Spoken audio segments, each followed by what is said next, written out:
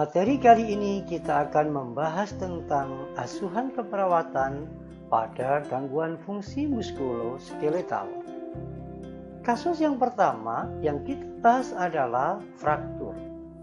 Fraktur adalah terputusnya kontinuitas jaringan tulang yang umumnya disebabkan oleh ruda paksa.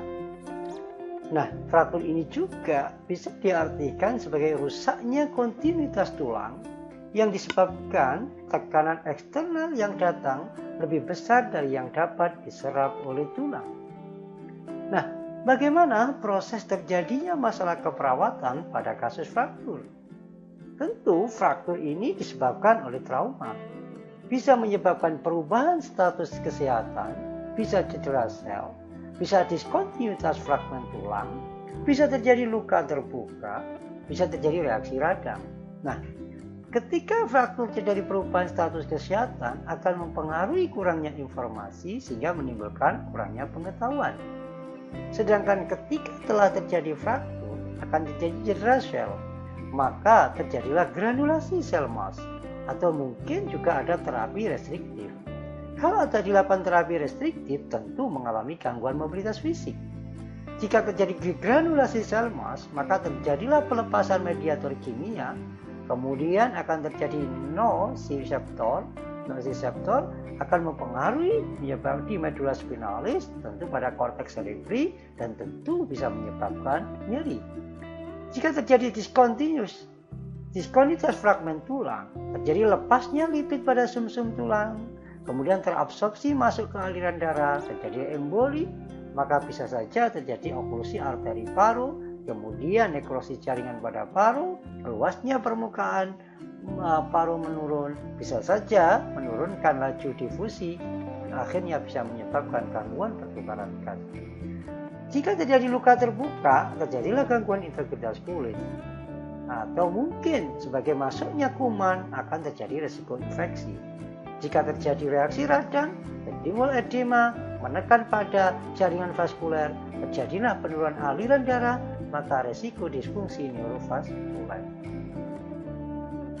Pengkajian apa saja yang bisa didapatkan pada kasus fraktur? Seperti deformitas, perubahan struktur atau bentuk, bengkak atau penumbukan cairan darah karena kerusakan pembuluh darah, ekimosis atau perubahan subkutan, kurangnya sensasi karena gangguan saraf, nyeri karena kerusakan jaringan, bisa saja spasme otot, bisa saja karena pergerakan abnormal terbatas atau krepitasi yang dirasakan atau didengar. Diagnosa apa yang sering terjadi pada kasus fraktur seperti nyeri, gangguan aktivitas atau mobilitas fisik, risiko terjadi shock. Nah, intervensi keperawatan apa yang bisa dilakukan pada kasus dengan fraktur? Tentu sesuaikan dengan diagnosa keperawatan. Jika diagnosa nyeri, maka tindakannya adalah observasi tanda vital, mengkaji tentang karakteristik nyeri, lokasi, durasi, intensitas, dan seterusnya. Pertahankan imobilisasi, kemudian berikan sokongan atau support pada daerah ekstremitas yang luka, berikan terapi atau tindakan yang mengurangi nyeri seperti relaksasi, aromaterapi, dan lain sebagainya. Jelaskan tentang frakturnya, penyebabnya, nyeri yang ditimbulkan, jelaskan prosedur tindakan, dan kolaborasi dengan pemberian dalam obat analgesik. Kasus selanjutnya adalah osteoporosis. Apa itu osteoporosis? Osteoporosis adalah suatu kondisi berkurangnya massa tulang secara nyata yang berakibat pada rendahnya kepadatan tulang sehingga tulang menjadi keropos atau rapuh. Osteo berarti tulang, porosis berarti keropos. Tulang yang mudah patah akibat osteoporosis adalah tulang belakang, tulang paha, tulang pergelangan tangan. Bagaimana masalah keperawatan itu bisa terjadi? Proses terjadinya masalah keperawatan pada osteoporosis tentu diawali atau tentu dikaitkan dengan faktor-faktor yang menyebabkan terjadinya osteoporosis. Seperti faktor usia, jenis kelamin, mungkin melemahnya daya serap terhadap kalsium dari darah ke tulang, bisa saja merokok, alkohol, dan seterusnya. terjadi penyerapan tulang yang lebih banyak daripada pembentukan yang baru, maka menurunnya atau penurunan massa tulang total, maka terjadilah osteoporosis. Nah, kalau sudah terjadi osteoporosis, maka tulang akan menjadi rapuh dan mudah. Ketika tulang menjadi rapuh dan mudah, bisa saja menyebabkan kurang pengetahuan, bisa menyebabkan fraktur. Nah, ketika terjadi fraktur, maka gangguan fungsi ekstremitas bisa terjadi. Terjadilah pergerakan fragmen tulang, spasma otot, akhirnya bisa menyebabkan nyeri. Namun, jika fraktur tersebut bisa menyebabkan kompresi saraf pencerna pada ileus paralis, maka bisa menyebabkan konstipasi. Termasuk fraktur bisa menyebabkan perubahan postural, deformitas pada skeletal. Nah, ketika fraktur itu menyebabkan kolaps bertahap pada tulang vertebra, maka terjadilah kifosis progresif, penurunan tinggi badan, perubahan postur, maka resiko terjadi cedera. Itulah gambaran proses terjadinya masalah keperawatan pada fraktur.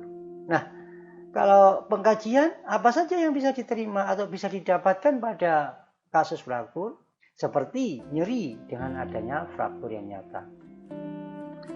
Pengkajian apa saja yang sering didapat pada osteoporosis tentu adalah nyeri karena adanya fraktur. Rasa sakit karena adanya fraktur pula. Nyeri timbul mendadak. Sakit hebat dan terlokalisasi pada vertebra yang terserang. Nyeri berkurang pada saat istirahat di tempat tidur. Nyeri ringan pada saat bangun tidur dan akan bertambah saat melakukan aktivitas. Kemudian pengkajian terkait dengan deformitas vertebra thoracalis. Diagnosa keperawatan yang sering terjadi pada osteoporosis adalah nyeri, gangguan mobilitas fisik, dan risiko cedera. Intervensi keperawatan yang biasa dilakukan khususnya pada kasus dengan nyeri antara lain adalah pantau tingkatan nyeri pada punggung nyeri, pada nyeri terlokalisasi atau menyebar pada abdomen atau pada pinggang dan seterusnya. Ajarkan pasien tentang alternatif mengurangi rasa nyeri. Kaji obat-obatan untuk mengatasi nyeri seperti aspirin, naproxen, ibuprofen, dan seterusnya. Rencanakan pada pasien tentang periode istirahat adekuat dengan berbaring dalam posisi telentang selama 15 menit. Nah, jika diagnosanya adalah gangguan mobilitas fisik, maka tindakan intervensi keperawatannya adalah kaji tingkat kemampuan pasien tersebut. Rencanakan untuk pemberian program latihan. Bantu klien jika diperlukan. Ajarkan klien dengan aktivitas sehari-hari yang dapat dikerjakan. Ajarkan tentang pentingnya latihan. Bantu kebutuhan untuk beradaptasi dan melakukan aktivitas sehari-hari. Kemudian anjurkan dan dorong latihan. Hindari tekanan pada tulang-tulang seperti berjalan. Instruksikan klien untuk latihan selama kurang lebih 30 menit. Selingi dengan istirahat dengan berbaring selama 15 menit. Hindari latihan fleksi, membungkuk tiba-tiba, dan pengangkatan beban berat. Kasus selanjutnya adalah rheumatoid arthritis. Rheumatoid arthritis adalah peradangan yang kronis, sistemik, progresif, dan lebih banyak terjadi pada wanita dan pada usia antara 25 sampai 35 tahun. Bagaimana proses terjadi masalah keperawatan pada rheumatoid arthritis? Rheumatoid arthritis ini karena terjadi sebuah inflamasi bakteri yang disebabkan oleh infeksi, mungkin juga karena endokrin atau autoimun atau dan lain sebagainya. Nah, ketika terjadi arthritis rheumatoid, maka apa yang terjadi? Bisa saja pada kelainan pada tulang. Nah, ketika terjadi kelainan pada tulang, maka terjadi erosi atau kerusakan pada tulang rawan. Bisa saja terjadi instabilitas dan deformitas sendi yang bisa menyebabkan gangguan mekanis dan fungsional pada sendi. Terjadilah perubahan bentuk pada sendi, maka gangguan konsep diri bisa terjadi. Nah, jika terjadi pada ruptur secara tiba-tiba parsial antar lokal, bisa saja menyebabkan gangguan mobilitas fisik. Jika terjadi hiperemi, pembengkakan, maka terjadilah nekrosis, kerusakan dalam ruang sendi bisa menyebabkan nyeri. Jika kelainan pada jaringan ekstraartikuler, bisa menyebabkan gambaran khas pada nodul subkutan. Nah, kelainan pada jaringan ekstraartikular ini bisa mengena pada sistemik, kemudian syaraf, kelenjar limfa, kemudian inflamasi, dan pada daerah keluar ekstraartikuler. Nah, ketika terjadi secara sistemik bisa saja menyebabkan anemi, osteoporosis, dan seterusnya. Ketika pada terjadi myopati, atrofi otot, menjadi kelemahan fisik, maka terjadilah gangguan masalah kurangnya perawatan diri, termasuk resiko trauma. Selanjutnya adalah pengkajian keperawatan yang sering ditemukan pada kasus rheumatoid arthritis, seperti adalah sakit persendian disertai kaku terutama pada pagi hari, atau dikenal dengan morning stiffness. Gerakan terbatas kekakuan berlangsung tidak lebih dari 30 menit dan dapat berlanjut sampai berjam-jam dalam sehari-hari. Lambat laun membungkuk, panas memerah, lemah, dan seterusnya. Poliartritis simetis sendi perifer. Semua sendi bisa terserang. Panggul, lutut, pergelangan tangan, siku, rahang, dan bahu. Paling sering mengenai pada sendi kecil, tangan, kaki, pergelangan tangan. Meskipun sendi yang lebih besar seringkali terserang. Kemudian artritis erosif, sifatnya radiologis penyakit ini. Peradangan sendi yang kronik menyebabkan erosi pada pinggir tulang. Ini dapat dilihat pada saat penyiaran sinar X. Terjadi deformitas, pergeseran ulnar, deviasi jari-jari, sublokasi sendi metakarpofalang, ya, deformitas. Kemudian pada sendi yang lebih besar mungkin juga terserang disertai dengan penurunan kemampuan fleksi maupun ekstensi. Rheumatoid nodul merupakan massa subkutan yang terjadi pada sepertiga pasien dewasa. Kemudian pada kronis ciri khas rheumatoid arthritis nampak seperti lemah, demam, takikardi, berat badan turun, anemi, dan anoreksi. Nah, diagnosa keperawatan yang sering ditemukan pada rheumatoid arthritis adalah gangguan body image, nyeri, risiko cedera, gangguan mobilitas fisik, kurangnya pengetahuan. Intervensi keperawatan yang bisa dilakukan antara lain, jika pasiennya mengalami gangguan body image, maka dorong klien untuk mengungkapkan rasa takut, cemasnya menghadapi proses penyakit. Berikan support yang sesuai, dorong klien untuk mandiri, membantu meningkatkan harga diri, modifikasi lingkungan sesuai dengan kondisi klien. Nah, diagnosa keperawatan jika nyeri, intervensinya adalah istirahatkan klien sesuai dengan kondisi seperti bed rest. Pertahankan posisi fisiologis dengan benar atau body alignment yang baik.